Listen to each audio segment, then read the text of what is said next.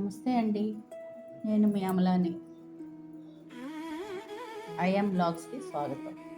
ఈరోజు రుచికరమైన ఫ్రైడ్ ఇడ్లీ చేసుకొని తిందాం. ఎలా ఉంటుందో చూద్దరు కానీ రండి. చాలా టేస్టీగా ఉంటుందండి.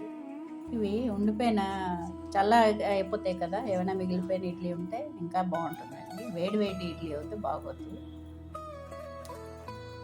కొద్దిగా ఆయిల్ కూడా చాలా కొద్దిగా పడుతుంది.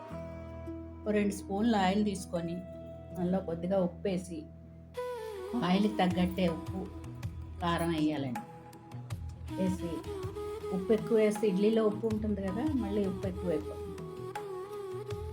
అందుకని కొంచెం ఉప్పు తక్కువ వేసుకొని కారం వేసి రెండు కొంచెం కలిపాక ఎక్కువ నూనె ఎక్కువ వేడెక్కకూడదండి. ఉప్పితే వేడిగా అయిపోయింది అనుకోండి, కారం మాడిపోతుంది. కొంచెం గోరువెచ్చగా ఉండేటప్పుడే ఉప్పును కారం వేసి బాగా కలుపుకోవాలి. ఇప్పుడు ఒక్కొక్క ఇడ్లీ వేసుకుంటూ పక్కకి పెడుతుండే. ఇదంతా లో ఫ్లేమ్లోనే జరగాలి. అలా ఒక్కొక్కటి తీసి పక్కన పెట్టి కొద్దిగా నూనెతోటి ఇవన్నీ కూడా అయిపోతాయండి. 2 స్పూన్లకి దగ్గర దగ్గర ఒక 6 ఇడ్లీలు పడతాయి.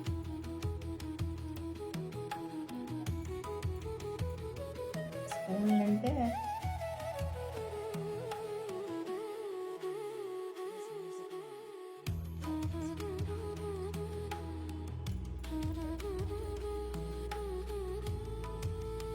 అలాగా లో ఫ్లేమ్లో ఇటు ఒకవైపు ఒక 5 మినిట్స్, మళ్ళీ వెనక్కి తిప్పి ఇంకో 5 మినిట్స్ ఉంచుకోవాలి.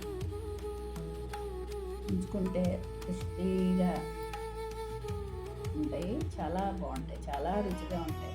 మా వాళ్ళకి వచ్చి చాలా ఇష్టం ఇది. మా అబ్బాయికి వచ్చి ఇంకా ఇష్టం.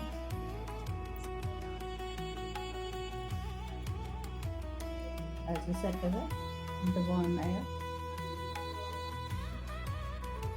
మా వాడు చేయి పెట్టుకుంటూ తినేస్తాడు. స్పూను ముచ్చోపుతాడు, అంత ఇష్టంగా తింటాడు, చాలా ఇష్టం.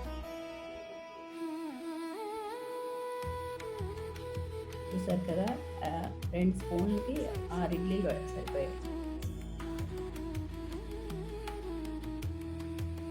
రండి ఈరోజు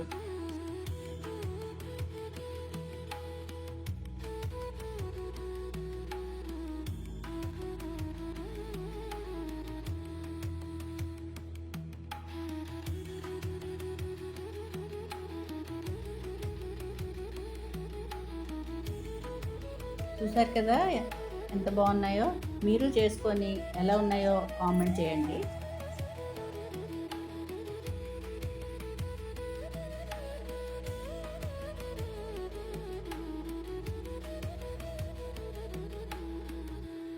కామెంట్ చేయండి, లైక్ చేయండి, సబ్స్క్రైబ్ చేయండి.